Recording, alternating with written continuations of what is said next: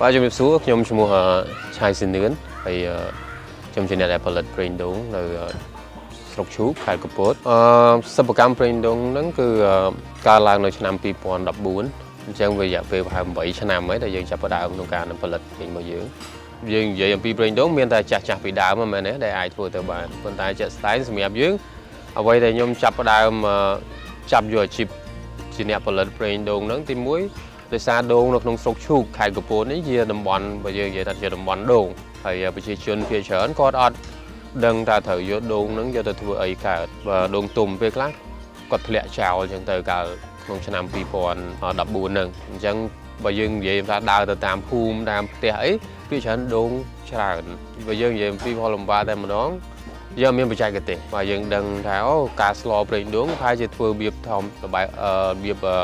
ចាស់ បុរាណ បើ យើង ធ្វើ របៀប ចាស់ បុរាណ អញ្ចឹង ប៉ុន្តែ បើ សិន យើង និយាយ អំពី របៀប ចាស់ បុរាណ គឺ ប្រេង របស់ វា វា មាន ធំ ក្លិន បើ វា អាច ជា ធំ ក្លិន ខា ក្នុង រយៈ ពេល ខ្លី អញ្ចឹង ពិបាក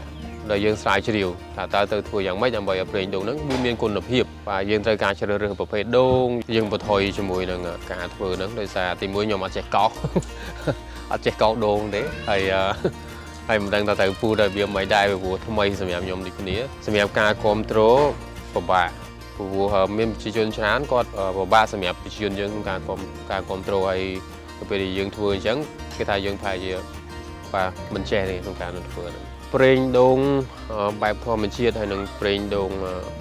ប្រទេស ផ្សេង ទៀត វា មាន លក្ខណៈ ខុស គ្នា ដោយសារ អ្វី ដែល យើង ផលិត ហ្នឹង គឺ តាម លក្ខណៈ របៀប បុរាណ ប៉ុន្តែ យើង អត់ ត្រូវ ការ យក ភ្លើង យក ទៅ ដុត ហើយ ដើម្បី ឲ្យ វា ចេញ ប្រេង ទេ អញ្ចឹង គឺ យើង ត្រូវ ការ ប្រើ សីតុណ្ហភាព ដែល សម ល្មម ដោយ ការ ប្រើ អំពូល ភ្លើង របស់ យើង ដើម្បី វា បាន ចម្រាញ់ ប្រេង ឡើង តាម រយៈ ការ ស្រាវជ្រាវ ខ្លួន ឯង ខ្លះ ហើយ នឹង យើង ទៅ សិក្សា បន្ថែម នៅ ប្រទេស ថៃ បាទ យើង ទៅ សិក្សា បន្ថែម នៅ ប្រទេស ថៃ អញ្ចឹង ទៅ អញ្ចឹង យើង ដឹង អំពី technique របៀប មួយ ថា តើ ប្រេង ដែល ឲ្យ មាន គុណភាព ល្អ ហ្នឹង វា នឹង ថ្លា ហ្នឹង វា មិន ប្រេង ដូង ក្តៅ គឺ យើង ត្រូវ ការ ចម្អិន បាទ ចម្អិន ឲ្យ ពុះ ទៅ វា ចេញ ជា ប្រេង ឡើង ហើយ ប្រេង ត្រជាក់ ហ្នឹង គឺ យើង ចម្រាញ់ ឡើង ដោយ សីតុណ្ហភាព ដែល សម ល្មម បំផុត ដែល មិន ធ្វើ ឲ្យ វា បាត់បង់ សារជាតិ ដូង របស់ យើង សារជាតិ ប្រេង របស់ យើង ទេ គឺ វា នៅ ស្ថិត នៅ ក្នុង 100% ហើយ ការ ប្រើ ប្រេង ត្រជាក់ វា ខុស គ្នា ជាមួយ នឹង ប្រេង ក្តៅ ដោយសារ ប្រេង ក្តៅ វា ប្រើប្រាស់ បាន ត្រឹម តែ រយៈ ពេល ពី 2 ខែ ទៅ 4 ខែ សម្រាប់ ប្រេង ក្តៅ ណា ហើយ សម្រាប់ ប្រេង ត្រជាក់ បាទ យើង អាច ទុក រយៈ ពេល ពី 2 ឆ្នាំ រហូត ដល់ 4 ឆ្នាំ ហើយ នោះ បាទ សម្រាប់ ការ ញ៉ាំ ប្រេង ដូង ត្រជាក់ វា មាន សារៈ សំខាន់ ណាស់ សម្រាប់ យើង ពេល ខ្លះ យើង អាច ដឹង អំពី បាទ មាន វេជ្ជបណ្ឌិត ច្រើន ដែល គាត់ យក ទៅ ព្យាបាល ទាក់ទង ជាមួយ ជំងឺ ខ្លាញ់ រំបេះដូង បាទ ការ ការពារ ជំងឺ កើន ជំងឺ លើសឈាម បាទ ជាតិ ខ្លាញ់ ស្ទះ សរសៃឈាម ហើយ ជួយ ប្រព័ន្ធ ប្រសាទ របស់ យើង សន្លាក់ ហើយ ពិសេស ហ្នឹង គឺ សម្រាប់ ស្ត្រី បាទ សុភាព នារី របស់ យើង បាទ ដែល គាត់ អាច យក ទៅ ម៉ាស្សា ស្បែក ប្រេង ខ្លះ វា អាស្រ័យ ទៅ លើ ដូង បើ សិន ជា យើង និយាយ អំពី ដូង យើង មាន ដូង មាន 2 ប្រភេទ បើ សិន យើង ថា ដូង ដុះ ដូង ដែល ដុះ ហ្នឹង មាន ន័យ ថា ដុះ ប្រឡូក មក ហ្នឹង អា ហ្នឹង គេ វា មាន ក្លិន ណាស់ វា មាន ក្លិន ខ្លាំង ខុស ប្លែក ពី ដូង ដែល អត់ ទាន់ ដុះ ដូង ដែល អត់ ទាន់ ដុះ មាន ន័យ ថា វា អត់ សូវ មាន ក្លិន ទេ វា អត់ សូវ មាន ក្លិន ប្រេង នៅ ក្នុង ហ្នឹង ប៉ុន្តែ វា ឆ្ងាញ់ ជាង ប្រេង ដូង ដុះ វា អត់ ខា ជាក់ស្ដែង យើង ឃើញ ប្រព័ន្ធ media បាទ បើ យើង និយាយ ប្រព័ន្ធ ផ្សព្វផ្សាយ បាទ ប្រព័ន្ធ ផ្សព្វផ្សាយ របស់ នៅ ប្រទេស កម្ពុជា យើង ឥឡូវ វា ទូលំទូលាយ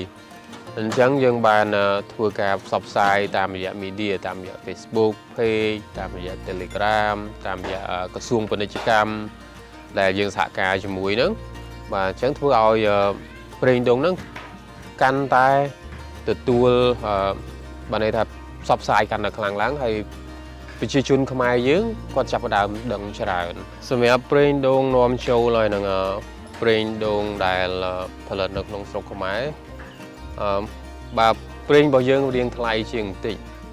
បាទ បើ យើង និយាយ អំពី ប្រេង របស់ យើង រៀង ថ្លៃ ជាង បន្តិច ដោយសារ ទី 1 យើង ផ្ដោត ទៅ លើ គុណភាព យើង អត់ ប្រើ ម៉ាស៊ីន នៃ ដើម្បី គៀប ដើម្បី ចម្រាញ់ ទេ ប៉ុន្តែ យើង ធ្វើ របៀប បែបធម្មជាតិអញ្ចឹងវាថ្លៃជាងបន្តិចពិតជាអរគុណខ្លាំងសម្រាប់បងប្អូនខ្មែរយើងដែលគ្រប់គ្រងផលិតផលប្រេងដូងធម្មជាតិដែលផលិតនៅក្នុង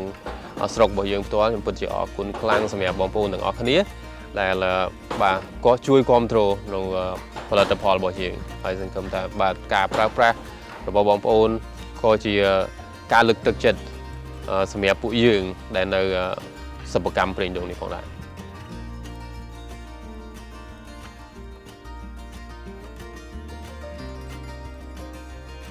បច្ចុប្បន្នប្រជាពលរដ្ឋជាច្រើនកំពុងតែប្រើប្រាស់ប្រេងដូងធម្មជាតិឬប្រេងដូងត្រជាក់ដែលមានពណ៌ថ្លាខុសប្លែកពីប្រេងដូងមកពីប្រភពនានា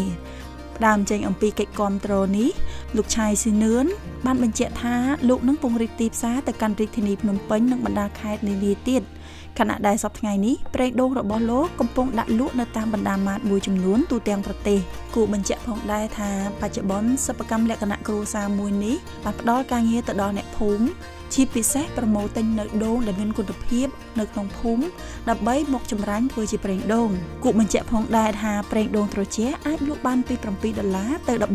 $14ពីកម្មវិធីបំណិនជីវិតសូមអរគុណសូមជម្រាបលា